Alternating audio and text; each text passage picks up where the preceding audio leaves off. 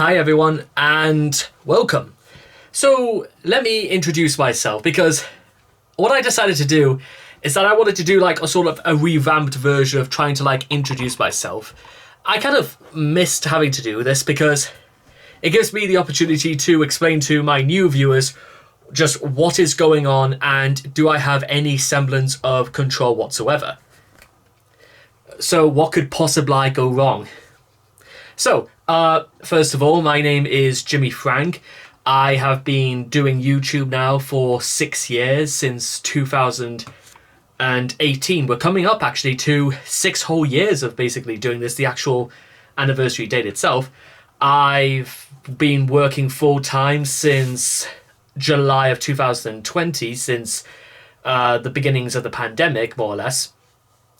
My current job is actually I've been at my new place for basically a whole year coming up in June, which I must say actually things are going pretty well, and I never expected to be in the position where I was in right now. And what's sort of going through my mind right now is like, just to talk about work for just a very quick second, is that due to some like changes in the ups, I'm trying to actually get into a position where I may not get promoted, but I'm going to give it my best shot to at least showcase to the powers that be that I'm actually sort of the next guy that they probably wanted to look to actually promoting. So that'll be good because I'm only 26, and literally it will be the first job I've been at where I've actually been promoted.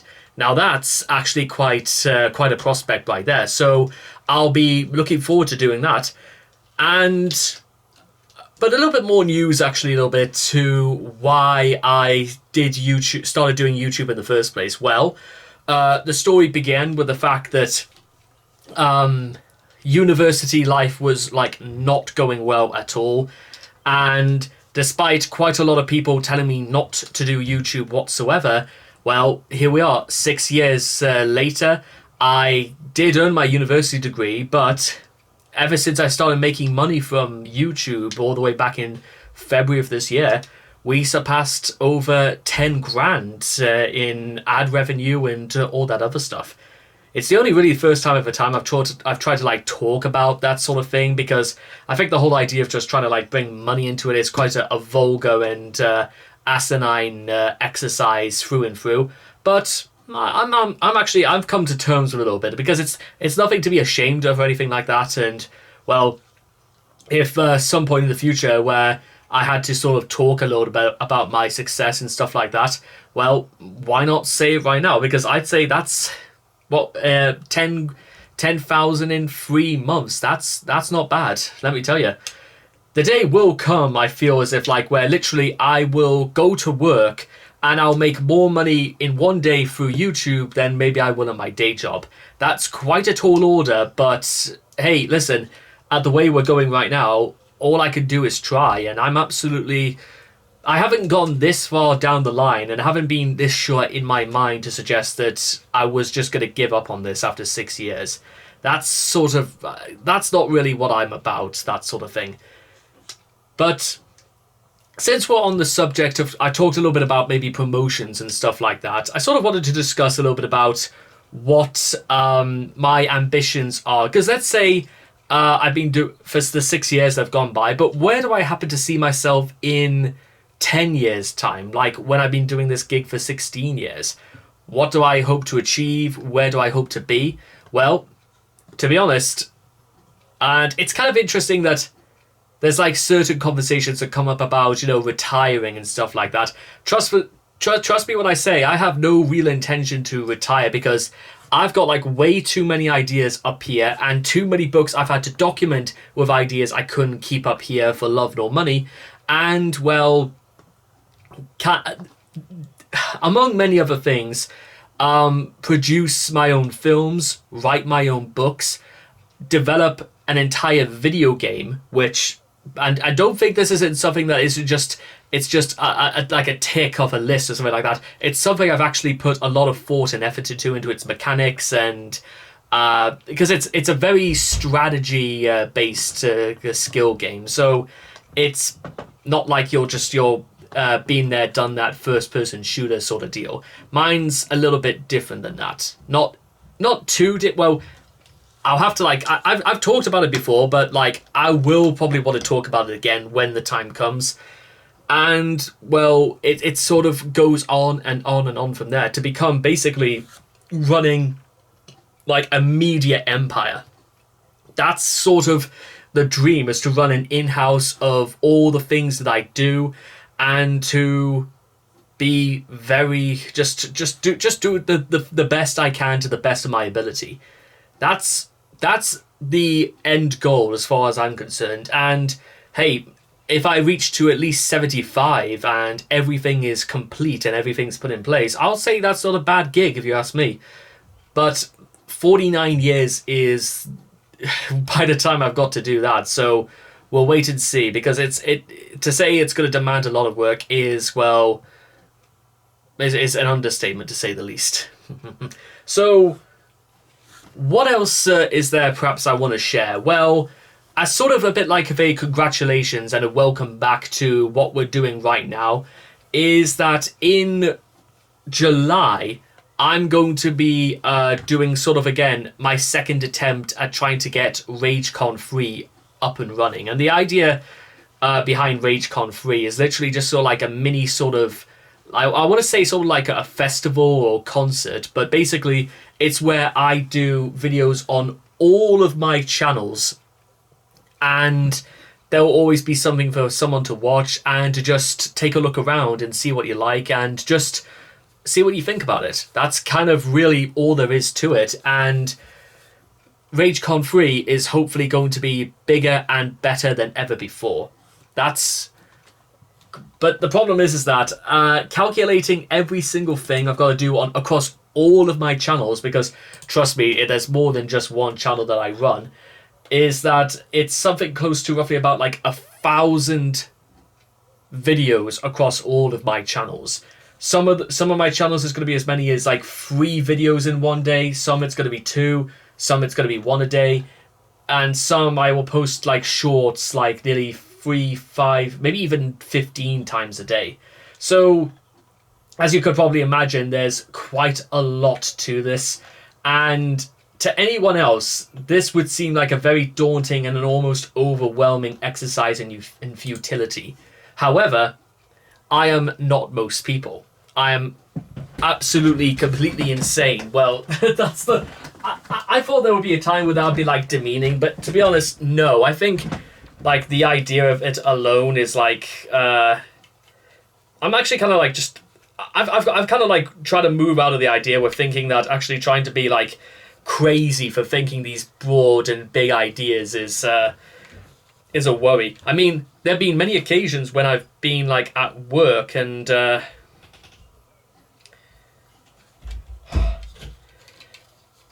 when I've been at work and that for the last couple of months, and I've tried to suggest ideas on just things I've always wanted to like implement, like food items and stuff like that, something to just like take the edge off while there's been like things going on in my place of work. I know, again, it's probably not really down to me, but you know what, it could be down to the people I interact with at work. You never know. It's just it depends what you like, and trust me, you don't get to where I am at my day and age, and you don't get to many places in life without knowing exactly what you like and what you're about. And now we move on to perhaps the most, the biggest staple, really, of the presentation of my videos is what I've universally dubbed the Shade Blade. First of all, I like the rhyming couplet for it. I think that's pretty cool. I like the idea of, like, Shade Blade. It's sharp. It's sophisticated. It makes me look sort of, like, nuanced. And it's actually very practical as well if you just, like, lie in the sun. I mean, I know it's pitch black outside right now and all that, but on a summer's day, like the one day of the year, usually, when there's actually enough time to... stop what I'm doing and just lie down and just take it all in and stuff like that. When you look like this and you feel comfortable, you feel good knowing you're doing all this, And that's so it's such a great feeling. It's such a great feeling to feel comfortable and to feel relaxed. And a busy worker is a happy worker, as they say. And literally, I can be content in my own surroundings, in my own environment, in my own backyard, in my own front yard, wherever I'm going about, and wearing this just. And it creates an impact. Don't get me wrong. Yeah, people think I probably look friggin' ridiculous more than anything. But to be honest, I don't wear this thing just to for people to be impressed or anything like that. I wear it because I'm comfortable with this. I wear it because I feel like it almost makes me feel. It's almost like an extension a little bit of my persona, just the way I do things and stuff like that. And what's great about these is that I can see out, but people can't see in. There's something in that, I reckon. And trust me, what's even cooler is that, again, my is the actual the full package. The full look is beyond compare, because I could get my silver chain out, literally have it on my back right like this. Why I never thought about wearing this like down work and stuff like that is a good point. But then I get to also put on the pièce de résistance, my the other extension of my personality, my leather jacket. I've been like literally wearing leather jackets for 5 years, and to be honest, it fits perfectly. In fact, actually, I've lost quite a bit of weight actually since probably the last time I wore this, which was about like 7 months ago, and it fits perfect, like we was meant to be together, not just only as a long-term fan of Motorhead. And that brings me very comfortably onto the other great joy in my life. I started doing YouTube literally listening to heavy metal, thrash, speed, sludge, doom, funeral, heavy, black, post-black, progressive, new, modern new, death metal. I have listened to I've been round the block for so many guys, whether it's the likes of Metallica, Ginger, God Almighty, Green Day. Well, Green Day is a little bit more alternative, like My Chemical Romance, Fall Out Boy, All American Rejects, but and Nightwish. Oh God, some of the absolute greatest of all time. Certainly, also the greatest from across Europe as well. That's we can't forget them. Not one bit. And if there is one thing I've certainly learned from just listening to hundreds and hundreds of bands, and more in particular as well, being introduced to Rush for the very first time. And it's going to be a little bit hard to determine, because there was so many bands that I listened to for like a variety of reasons. Rush is the sort of thing that makes me feel like when you feel comfortable and you feel in a mood to be almost reminded of like what the fight is and what you're fighting for. And there's quite a lot of bands that do that, but for some reason Rush, there's never once been a moment where I just sort of a bit like I will put Rush on specifically to listen to it, not just to like fill the void. It's not really like a gap in the chain, if that makes sense. There's no real weak link. In the same way that also Dream Theater, there isn't just an occasion to listen to Dream Theater. Because I've got a lot of personal memories with listening to Dream Theater, because of, again, it's down to like time and place. And I could tell you, I must also I'll spin a yarn very, very quickly. I remember back in 2018, so we're talking roughly about, it was either July or no, it was earlier than that. It was like February, like a week after I turned 20. And I was getting the bus back from the Washington Galleries all the way back to Newcastle. And I was on this double-decker bus, sitting at the front. It's like, by the time 6 o'clock comes around, there's no light anywhere.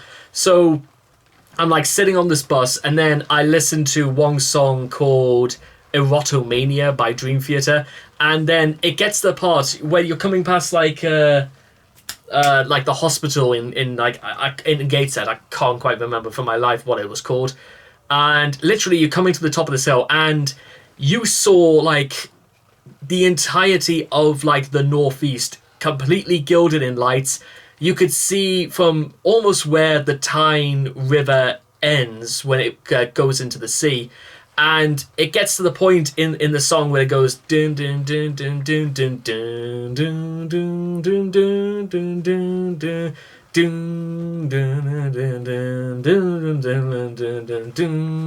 dun dun. Basically, it felt like when the day comes and I will get like my first proper movie like made, it's like taking it's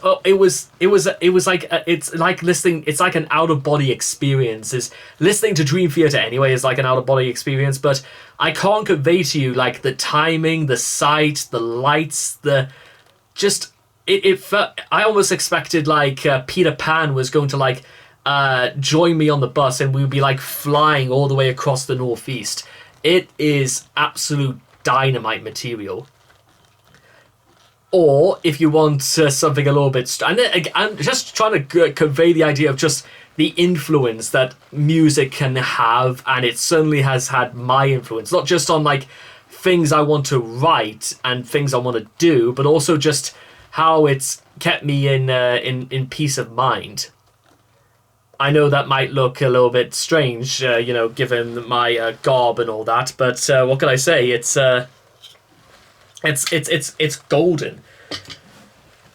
And but there was even a fantastic and again it goes even further, because I literally could think of like ideas for stories just for like based on songs in their own right. Like, of all things, I had an idea for a film about this kid who's just in university, who's in a very middle class family, and his brothers and sisters are very well accomplished, and he's just sort of stuck in the middle. He's literally the middle child, and all he's trying to do is like work out what he wants to do, and then he falls in love with an older lady. So it's a little bit almost kind of like The Graduate in many ways, and then his world gets turned completely upside down, and he's wondering, well, what exactly does he have to live? It's a very coming of age sort of story, and the song in question that inspired this, Rhinoceros by the Smashing Pumpkins.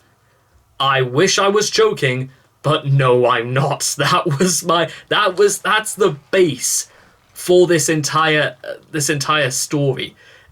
Which, to be honest, and I've never even seen The Graduate, but I feel almost as though is that what The Graduate is about? Because I feel almost like that might be what The Graduate is about.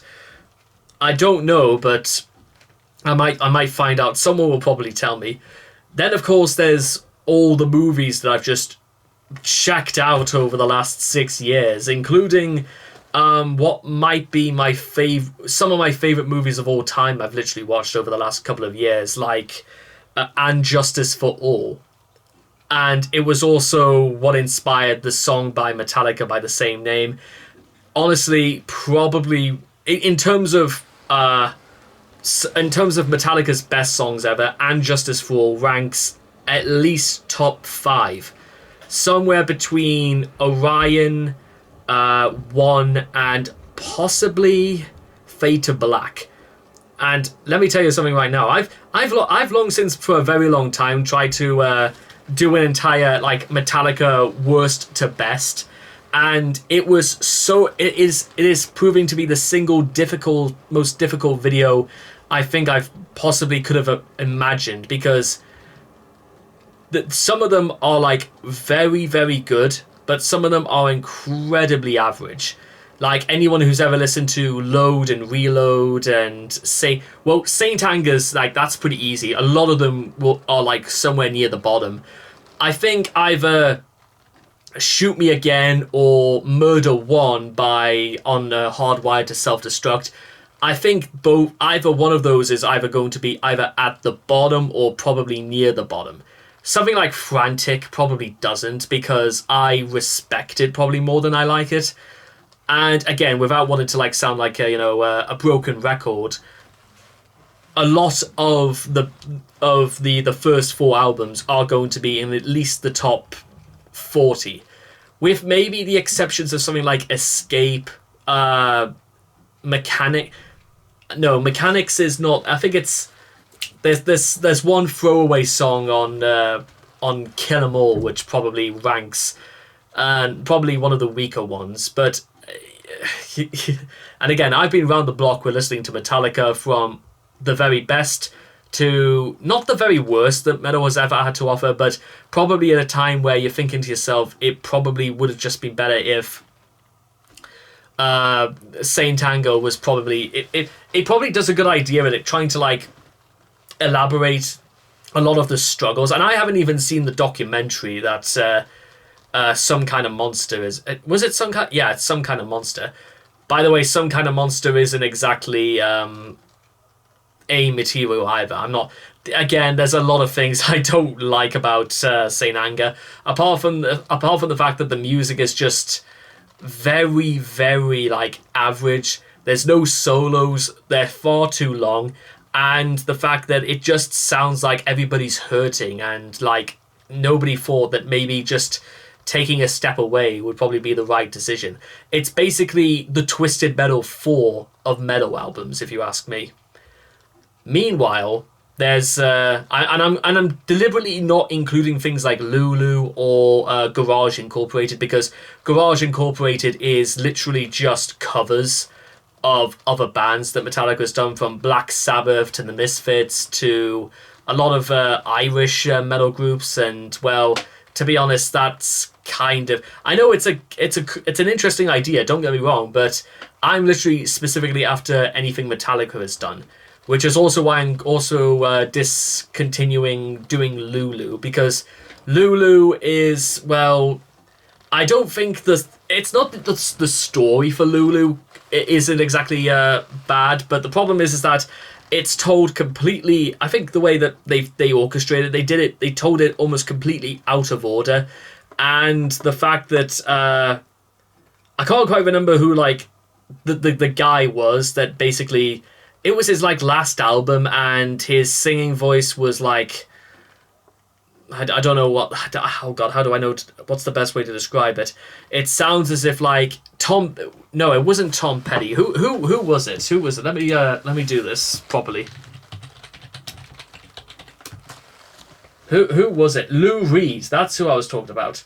That's the problem I always had with like Lou Reed. Kind of just sounded like he was sort of just, I don't know, phoning it in, or just sort of putting it, just doing it just to do it. It sounded as if like he didn't really know what was going on, and it's kind of sad because I think it was like one of the last things Lou Reed worked on. But my goodness, does it suck. I'm sorry about... If there are fans of Lulu out there, I guess I'm sorry. And I'm not trying to be a snob or anything like that, but it's not good. I don't know what else I'm meant to tell you. It is not good. So, only on the grounds of the fact that it's specifically with Lou Reed is why I'm like not including it. I was, however, also going to include the 4 single EPs on Beyond Magnetic, which is sort of like a mini, like almost like a C-side, if you will, to Death Magnetic. You know what I probably might have to do?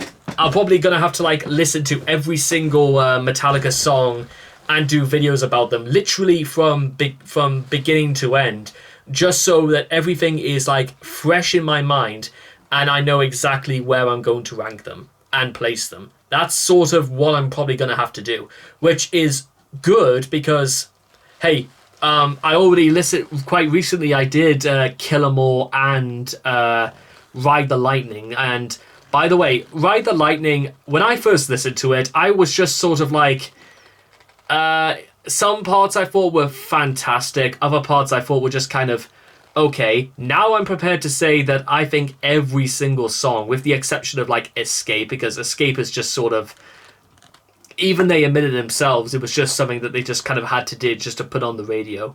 It was probably a good idea that they kind of like did this sort of idea, this concept, more justice when it came to doing things like Welcome Home Sanitarium or Damage Incorporated or Battery. Or, by the way, if you think this was going to be a difficult venture already, I can't even begin to like culminate the idea about how much of Master of Puppets is going to be top 20 material. I could almost put the entirety of that album in like the top 20, and it wouldn't even be shocked, because again, Battery, Master of Puppets, The Thing That Should Not Be, Welcome Home, Disposable Heroes, Leper Messiah, Orion, and Damage Incorporated. And I've said for like literally 6 whole years since I've been doing this, almost before anything else, Disposable Heroes is still my personal favorite Metallica song of all time. That song is... It was the very first time I actually burst out in with tears when I listened to that song, because it was aggressive, it was relentless, it was cruel, it was brutal, it was honest. They were seeking no truth because winning was all, and everybody found it so grim, so true, and so real. And basically for like so many years, I've had to go back and forth between what I honestly thought was the best Metallica song. Was it Disposable Heroes or And Justice for All? And the only thing I can actually go on to suggest anything that would sway my decision is that it comes down to whichever one I was listening to at the moment. But ever since then, Fade to Black it might possibly be top 3 material as well, because Fade to Black is gripping in such a way that it could probably save your life. And it probably has done as well. And that's not even getting into like other groups I haven't yet to mention about, like Motorhead, and about Lemmy as being this great philosopher, and the examples he was trying to set in life about how he looked upon things like religion and love, and what the point of all this was. And then of course there's the poet laureates of metal, Iron Maiden. I know this video is like going on for a very long time, and it's mostly just to talk about music from like this point onwards, but I can't actually give away the fact that from the very first moment I listened to Iron Maiden, it was Hallowed Be Thy Name, for just as a point of reference, because I think Hallowed Be Thy Name is actually the best point of reference to get into like some of the absolute best that but here's the thing. If you think doing like the best to worst of Metallica is a challenge, the best and worst of Iron Maiden, oh dear Lord. Because Iron Maiden have been around for roughly the same time as Metallica, but Iron Maiden have released double the amount of albums, have double the amount of songs in their discography, and there are so many great contenders for the best. Well, okay, I'm gonna save you guys the misfortune right now and say that Angel and the Gambler is easily the worst song they've ever done, which I know is a bit like I may as well say the sky is blue at this point. You know it, I know it. Angel and the Gambler. Well, that whole period when Iron Maiden didn't have Bruce Dickinson, Steve Harris was preoccupied with losing his father, and just okay, hang on, no, you know what, actually I need to take this off, because my mobility is sort of like, because I feel like I'm about a rant is incoming from like a hardened fan of Iron Maiden and a fan of like good Lord, and I feel like I'm still only scratching the surface, because I've only ever done one Slayer album and about half of Pantera's discography as well, and most of it was from the very beginning all the way up to the Great Southern Treadkill. But let me tell you guys something. I can't even remember who was the God Almighty, heavens! We're gonna stay here if this takes us all night to find out. I spelled it Songers. What on earth is wrong? Oh yeah, Blaze. Good lord, what the hell happened to Bruce Dickinson? Why does he look like Harry Enfield? What's going on? Blaze Bayley. Now listen, I know it, you know it, everybody knows it. The issues that people have with Blaze Bayley. Well, to be honest, the only issue as far as I can work out with Blaze is that he is not Bruce Dickinson. And the only reason Bruce Dickinson took a break from Iron Maiden was to sort of stand out with a solo career, which I think he did I think he did all right. I mean, I know he went back to do Brave New World in 2000, but then again, I think it was like Tears of the Dragon was the only song from Bruce Dickinson I did in his solo career. Oh, and his rendition of Bohemian Rhapsody. That was very, very exceptional. But Blaze Bayley had the unfortunate tendency to be at a point where Iron Maiden were probably at their weakest.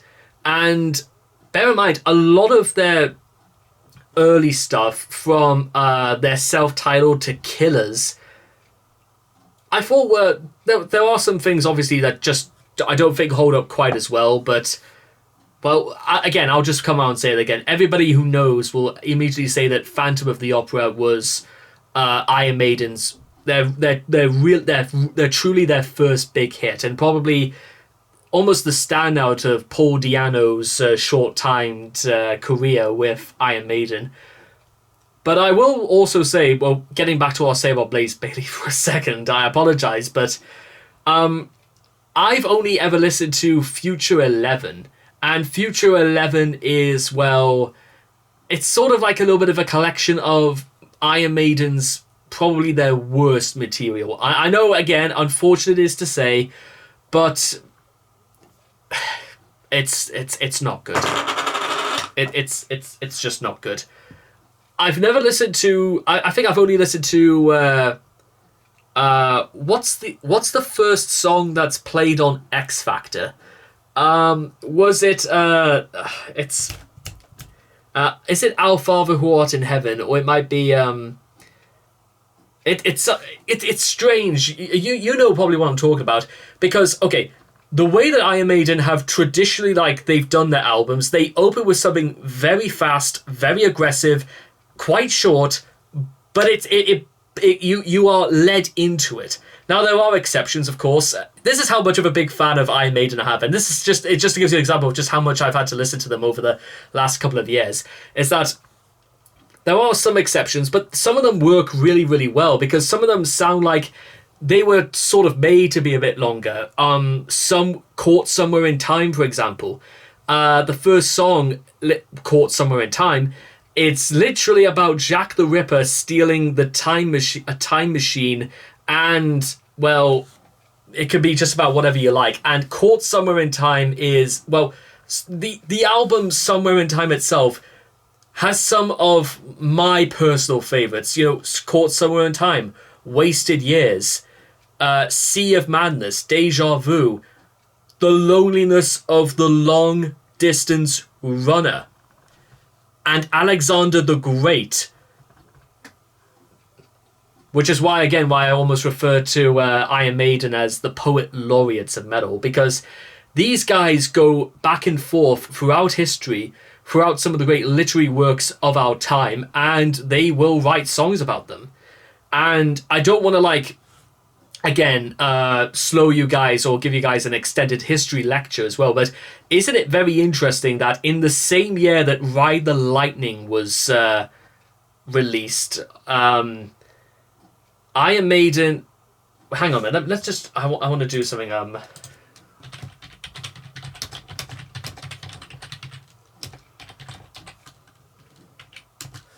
What year did Children of the Damned... Okay, 82. Okay, fair enough. Because I originally thought that Ride the Lightning and Number of the Beast were released in the same year, but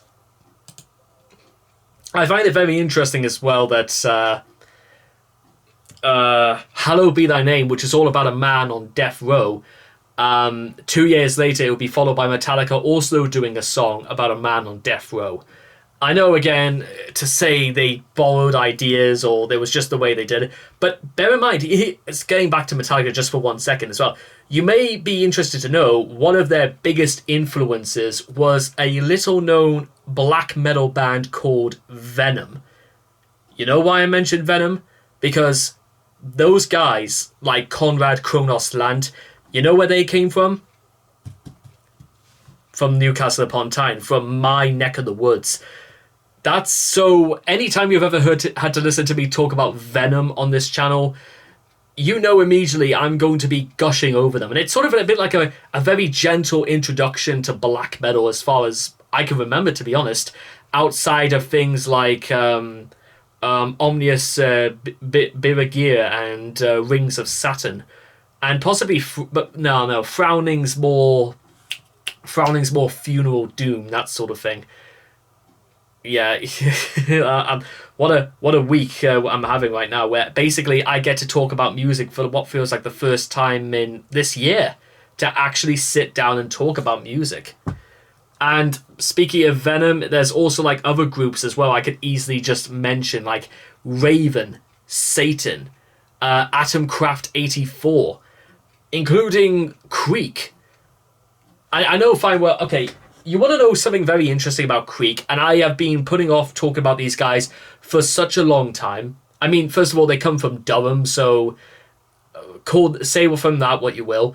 But the only reason I mention that at all is because their lead singer is going out with my sister. So I'll try my best to be unbiased, but well, I'll have to check it out just to be sure. So there's that. So I'll be looking forward to doing that. By the way, and also speaking of Venom, they also did a very, very convincing and very, very excitable cover of Black Sabbath's Megalomania, which is... The only reason I bring that up at all is the fact that I listened to Megalomania, the whole of Sabotage about 5 years ago. And that entire album next year is turning 50 years old. Let me emphasize that again. Sabotage, possibly Black Sabbath's best work, is turning 50 years old next year. And if you want to know, and again, remember what I said before about like ideas that stem from songs? Sabotage is absolutely no different, particularly the song Symptom of the Universe. Symptom of the Universe is absolutely beautiful, not to mention how it ends, because without wanting to give too much away, if you've ever listened to the song Sweet Black Angel by the Rolling Stones, imagine listening to that at the very end, but it's listening to Ozzy Osbourne. Oh, good lord.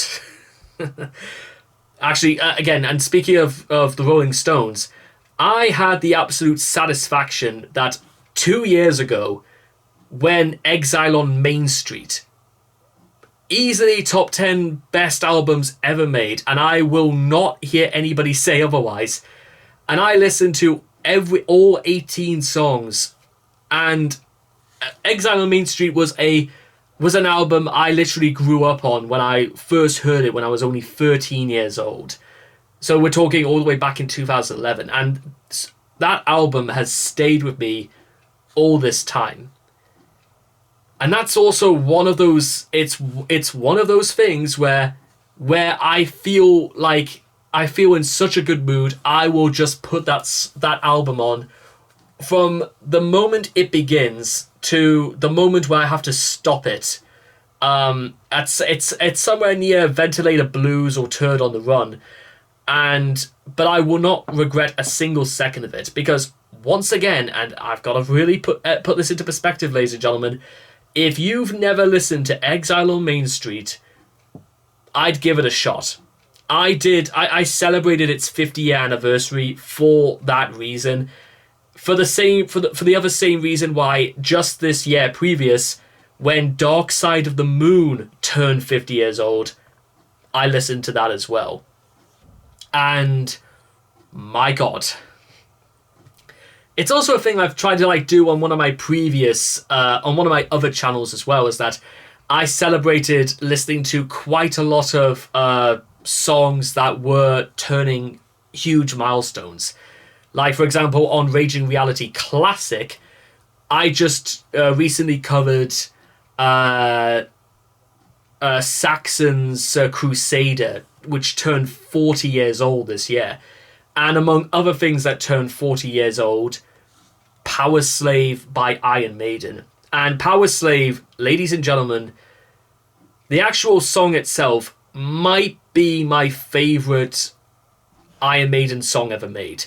I know the competition for like the best Iron Maiden song of all time is an extremely fierce and probably going to be a very, very difficult subject because of things like Children of the Damned, Hallowed Be Thy Name, Alexander the Great, Empire in the Clouds,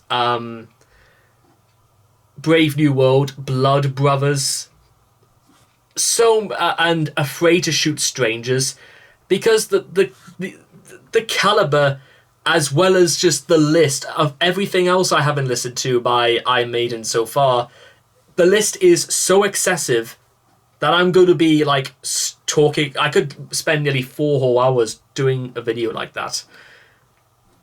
Then there's quite enough of things as well. Like there's one popular album called by Dio that's turning 40 years old, and there's probably a lot more as well, and I'll have to like check. Not to mention things that are turning 20 years old. For example, Once by Nightwish is turning 20 years old this year. Green Day's American Idiot, one of the most popular and one of the most influential albums ever made, turned 20 this year. Three Cheers for Sweet Revenge is also turning 20 years old this year. And good lord, where has the time flown? Or flew by, if you will. Because all I want, you know what I want to do now? I just kind of want to just listen to music. That's kind of like all I wanted to do, and all I probably will do for the next couple of hours. And the reasons just, I originally intended for this video to be kept like relatively short, to just talk about what this was about, what I'm about, and what I want to do. But now it's turned into like this heavy metal head just listing off again Metallica, Pantera, Iron Maiden, Overkill, Nightwish, My Chemical Romance, 3 Days Grace. It's quite frankly staggering and overwhelming. And again, then of course there's the wide spectrum of things that I've desperately want to talk about, like from movies, about why Boys in the Hood might be my favorite movie of all time, or why there are some other things about a lot of Elvis Presley's material, a lot of things like Fats Domino as well, guys like that, rap guys, British rap. I mean, listen, I've done channels before where I've talked a lot about grime artists and tried to learn a lot about why the influence is so strong, especially as quite a lot of guys like Cheeks Lion, Leaf, Marley Strip, a lot of those guys have seen my stuff before, and they're actually quite admirable about the way I talk about them and stuff like that. But then, of course, there's also talking about like a lot of pop music as well. Like I sometimes will talk quite a lot about Taylor Swift or Ariana Grande or Benson Boone or not Muddy. Was it called Teddy Waters? Yeah, I'm pretty sure it's called Teddy Waters. And then, of course, there's the wide selection of television that I've just sort of not been watching for 10 years. Like, I've only just started watching things like Breaking Bad or Dexter or Brooklyn 999.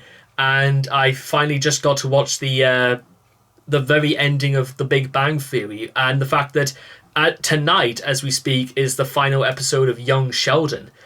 And there's probably a lot more examples out there, but to be honest, this is kind of gives you an idea about the space and how many videos I wanted to make and just talk about, because this is quite frankly just I am so looking forward to talking more about these things and to just really letting it go, because this is going to be quite the experience, and I cannot wait to share all of it with you guys right now, because, well, where else but right now? So, with all of that being said right now, let's just say that I've got quite a lot to do, and I've got quite a lot to live up to. So, for any newcomers to this channel, I certainly hope this is given a better insight as to just sort of the flair and the interest and the passion about going into talking about all of these great things and all of the channels that I'll be releasing all of these things onto. And to any of our old-time viewers, I certainly welcome all of you back. And it was probably even by the success of me checking out national anthems as sort of what's ballooned a lot of people to this channel already. But I can't wait. I simply cannot wait, and I cannot wait to see all of you guys again in the next video. So take care, and bye-bye for now.